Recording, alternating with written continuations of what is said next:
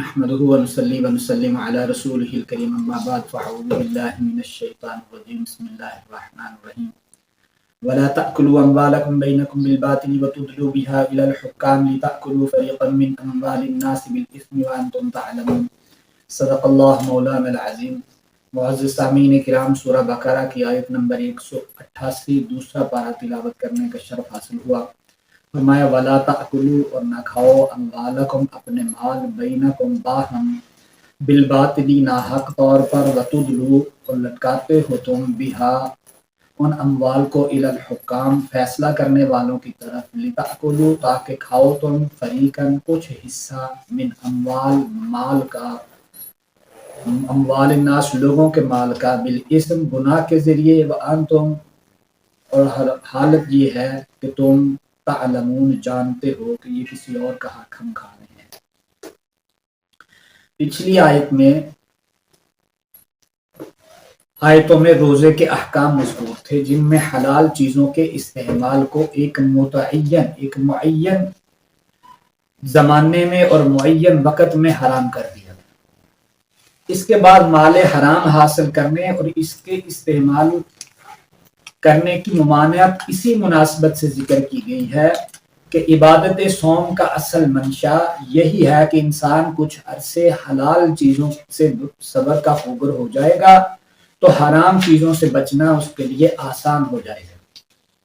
دوسری مناسبت علماء نے یہ لکھی ہے کہ جب روزہ ختم ہو تو افطار مال حلال سے کی جائے، حرام سے نہ کی جائے، ورنہ روزہ سارا دن کا رکھا ہوا، بھوک پیاس یہ سب ختم ہو جائے گی۔ حرام مال سے روزہ افطار کرنے سے یہ روزہ ختم ہو جائے گا۔ حرام طریقوں سے مال استعمال، حلال طریقوں سے مال استعمال کرنے کا حکم اللہ نے اسی صورت میں آیت نمبر 168 میں یہ بیان فرمایا، یا ایھا الناس کلوا مما فی الارض حلالا طیبا ولا تتبعوا، حلال چیزیں کھاؤ۔ دوسری جگہ فرمایا سورہ نحل میں فَكُلُوا مِمَّا رَزَقَكُمُ اللَّهُ حَلَالًا طَيِّبًا وَاشْكُرُوا لِلَّهِ إِن كُنتُمْ إِيَّاهُ تَعْبُدُونَ۔ جس طرح مال کی ضرورت اور مدار زندگی ہونے پر ساری دنیا اور اس کی ہر قوم و ملت کا اتفاق ہے، اسی طرح اس پر بھی اتفاق ہے اس کی تحصیل کے کچھ ذرائع پسندیدہ اور جائز ہیں اور کچھ ذرائع ناپسندیدہ اور ممنوع ہیں۔ یہ ہر معاشرے اور ہر قوم اور ہر ملت اور ہر مذہب میں ہے، جیسے چوری، ڈاکہ، دھوکہ، فریب، رشوت ستانی، غصب کرنا، بیوع فاسدہ، یہ تمام چیزیں ہر معاشرے میں ناجائز ہیں۔ لیکن ان تمام ذرائع کا کہ جائز ان میں سے کیا ہے، ناجائز کیا ہے، کس معاشرے کی کیا ضرورت ہے، اس کے لیے صحیح معیار عام طور پر لوگوں کے ہاتھ میں نہیں ہے، اور جو ہو بھی نہیں سکتا، کیونکہ ہر قوم اور ملت کی ضروریات الگ ہیں، کسب معاش کے ذرائع الگ ہیں۔ تو اس لیے جو ایک قوم کے لیے جائز قرار دی جائیں گی، وہاں کے لوگ اس کے مطابق فیصلہ کریں گے، تو ہو سکتا ہے دوسرے علاقوں کے لوگوں کے لیے وہ قابل عمل نہ ہو۔ تو ضرورت تھی کہ تمام اقوام کے لیے جو پسندیدہ ہو اور تمام اقوام میں جو مساوی اور برابر جس کو قبولیت بخشی جائے وہ ہو، جو تمام کو قبول ہو، جو تمام اقوام اور ملت کی ایک وحدانیت ہو۔ تو اس کے لیے اسلام نے جو قانون الہی، وحی الہی قانون، وحی الہی کے ذریعے متعین کیا ہے، یہی معقول اور فطری اور جامع قانون ہے جو ہر قوم اور ملت، ہر ملک و وطن میں چل سکتا ہے۔ اور امن و اما کا ضامن بھی یہی قانون ہے کہ جس خالق نے کائنات کو پیدا کیا ہے، وہی مخلوق کو ذرائع بتائے کہ یہ ذرائع ہیں جن سے آپ نے حاصل کرنی ہے اپنی۔ اب شریعت نے جو قابل اشتراک چیزیں ہیں اسے مشترک رکھا ہے، جیسے ہوا، پانی، خضر و گھاس، آگ کی حرارت، غیر مملوک جنگلات ہیں، ایسے غیر آباد پہاڑی علاقے، وہاں کے جنگلات، تو یہ تمام کے لیے مشترک رکھے ہیں۔ اور جہاں پر اشتراک سے خلل پیدا ہوتا ہے، نزاع اور جدال پیدا ہو سکتا ہے، وہاں انفرادی ملکیت کا قانون، پھر انتقالی ملکیت کا قانون، وراثت کے ذریعے بھی، خرید و فروخت کے ذریعے بھی، یہ تمام اللہ پاک نے رکھا ہے۔ اسی طرح یہ تمام شرائط اس لیے رکھی کہ کوئی انسان دوسروں کے حقوق غصب کر کے یا دوسروں کو نقصان پہنچا کر سرمایہ کو محدود اور وافر محدود یا کچھ افراد میں مقید نہ کر دے، انتقال ملکیت خواہ بعد الموت وراثت کے قانون کے مطابق ہو یا بیع و شراء، یہ تمام چیزیں۔ دوسری چیز یہاں یہ رکھی گئی شریعت نے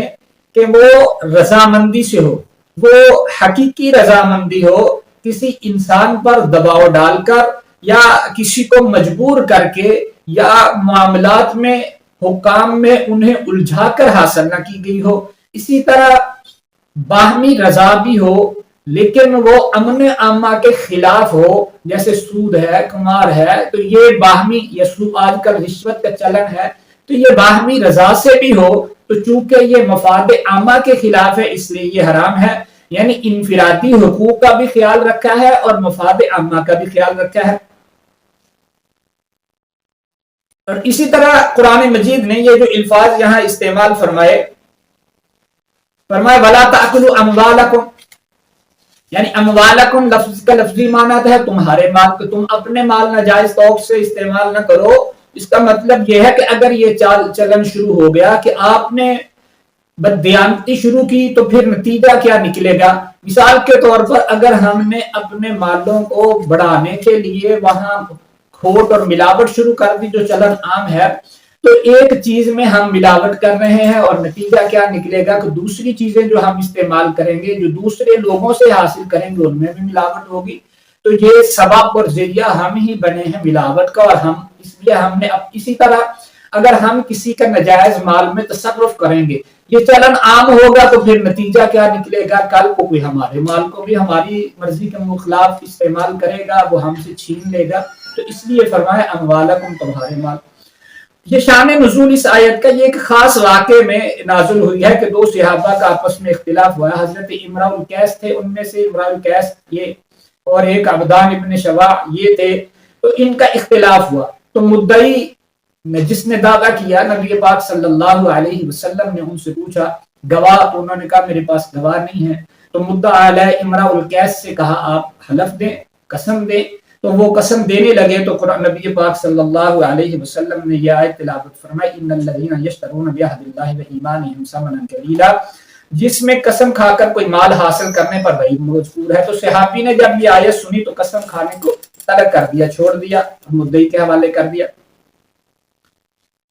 اس واقعے میں یہ آیت نازل ہوئی جس میں ناجائز طریق پر کسی کا مال کھانے یا حاصل کرنے کو حرام قرار دے دیا گیا، اور فرمایا وَتُدْلُوا بِهَا إِلَى الْحُكَامِ، ان کو حکام کے پاس نہ لے جاؤ کہ وہ ان کو پیسے دے کے یا رشوت ستانی کے ساتھ یا اپنا اثر استعمال کر کے آپ اسے حاصل کر لیں۔ اسی واقعے میں ایک حضرت ام سلمہ رضی اللہ تعالیٰ عنہ فرماتی ہیں نبی پاک صلی اللہ علیہ وسلم نے فرمایا، یعنی میں ایک انسان، فرمایا انما انا بشر وانتم تختصمون، میں ایک انسان ہوں اور تم میرے پاس اپنے مقدمات لاتے ہو۔ میں اس میں یہ ہو سکتا ہے کہ کوئی شخص اپنے معاملہ کو زیادہ رنگ آمیزی کے ساتھ پیش کرے، چرب زبانی کے ساتھ پیش کرے، اور میں اس سے مطمئن ہو کر اس کے حق میں فیصلہ کر دوں۔ تو یاد رکھو کہ حقیقت حال تو صاحب معاملہ کو خود معلوم ہے، اگر فی الواقع اس کا حق نہیں ہے تو اس کو لینا نہیں چاہیے، کیونکہ اس صورت میں جو کچھ اس کو دوں گا وہ جہنم کا ایک قطع ہوگا، یعنی میرے دینے سے وہ حلال نہیں ہو جائے گا، میرے دینے سے وہ اس کے لیے جائز نہیں ہو جائے۔ اسی طرح قاضی کے پاس قاضی فیصلہ کرتا ہے گواہوں اور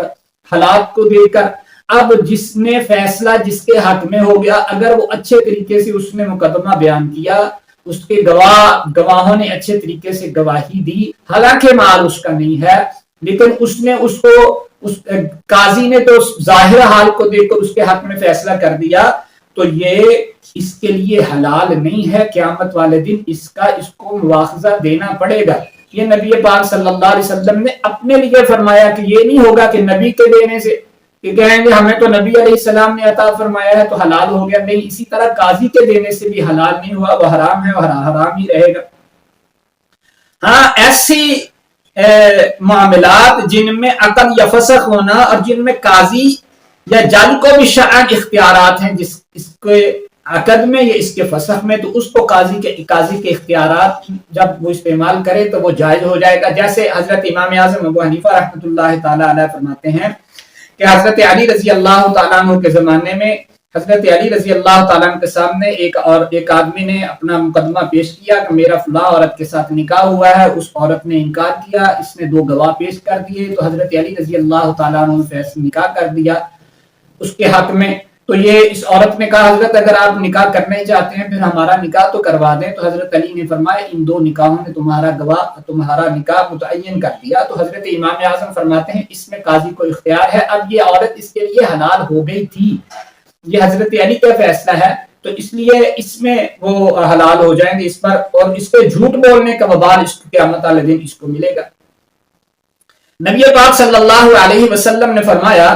کہ جس شخص نے حلال کھایا اور سنت کے مطابق عمل کیا, لوگ اس کے ایذاؤں سے محفوظ رہے, وہ جنت میں جائے گا. صحابہ نے عرض کیا یا رسول اللہ آج کل تو یہ حالات آپ کی امت میں عام ہیں, بیشتر مسلمان ان کے پابند ہیں. آپ نے فرمایا ہاں آئندہ بھی ہر زمانے میں ایسے لوگ رہیں گے. اسی طرح نبی علیہ السلام حضرت عبداللہ بن عمر فرماتے ہیں نبی پاک صلی اللہ علیہ وسلم نے فرمایا 4 خصلتیں ایسی ہیں وہ جو تمہارے اندر موجود ہوں تو پھر دنیا میں کچھ بھی حاصل نہ ہو تمہارے لیے کافی ہیں. وہ 4 خصلتیں یہ ہیں, ایک امانت کی حفاظت, دوسرے سچ بولنا, تیسرے حسن خلق, اور چوتھے کھانے میں حلال کا اہتمام کرنا.